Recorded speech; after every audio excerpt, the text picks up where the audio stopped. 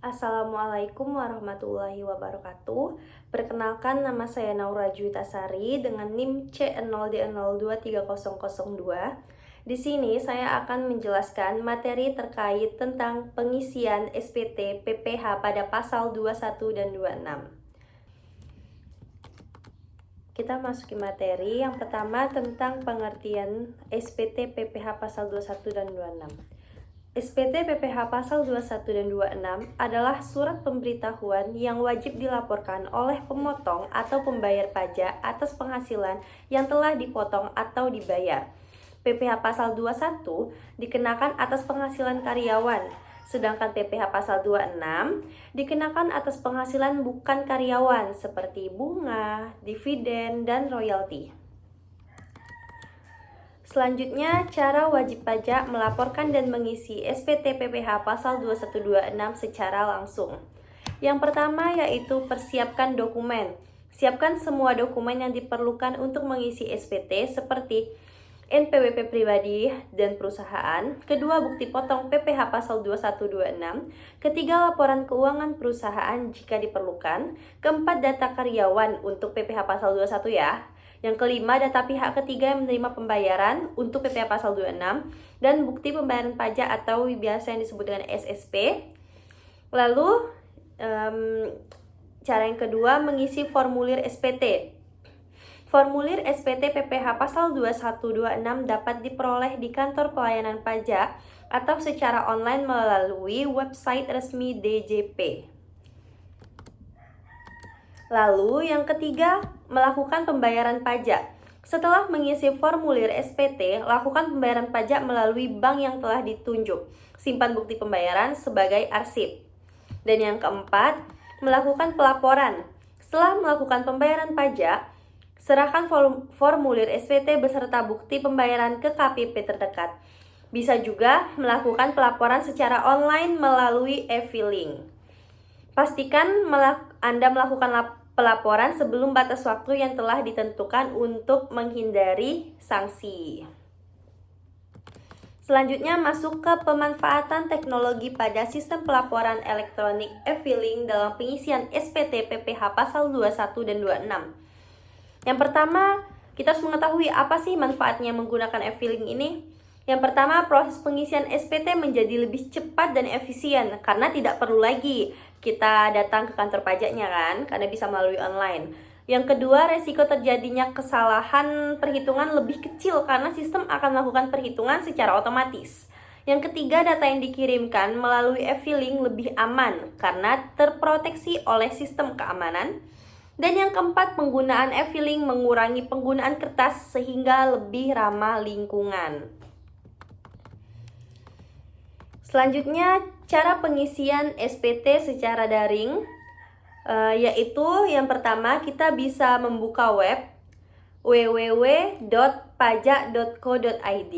Yang kedua, unduh dan instalasi iSPT PPH pasal 2126 versi terbaru. Selanjutnya, kita login ke iSPT. Dan yang keempat, kita dapat mengisi dengan username, administrator, dan password 123. Selanjutnya kita isi biodata sesuai biodata kita. Lalu kita klik menu create SPT. Dan selanjutnya klik isi SPT, lalu ikuti instruksi setelah itu simpan. Pastikan semua data sudah sesuai dan benar. Dan yang kesembilan, ada klik menu CSF, kemudian pilih pelaporan SPT.